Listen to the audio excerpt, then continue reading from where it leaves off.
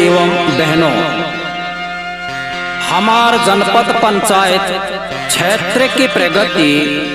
एवं विकास के लिए जनपद पंचायत घुघरी के क्षेत्र क्रमांक 11 ग्राम पंचायत नैझर लाफन डूड़ी इमली टोला से जनपद सदस्य पद हेतु योग्य, विकासशील, मिलनसार, सरल स्वभाव जम्मो हमार ग्राम पंचायत नैझर लाफान डूड़ी इमली टोला के एवं हमार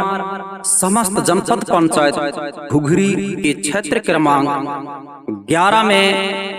जो हमार संघी जमहूरिया मन, दीदी मन, बहनी मन, भाटो मन, नानी नाना मन, काका काकी मन, जो मतदाता भाई हैं, दीदी हैं, वो मन ला मैं गाड़ा गाड़ा जोहार करत हूँ। काहे संघवारी मन, हमार बीच में भाई दीनदयाल धुर्वी जी हा बड़ी प्रयास के साथ में आप मन के क्षेत्र में जनपद सदस्य आप मन के बीच में तैयार हुए। आप मन के आशीर्वाद, आप मन के वोट एक बहुत बड़े कीमती है संगवारी हो, तो आप मन के वोटला इधर उधर ना करके झोपड़ी ही छाप में मोहर लगा करके भारी बहुमतों से हमार भाई दीनदयाल धुर्वी जिला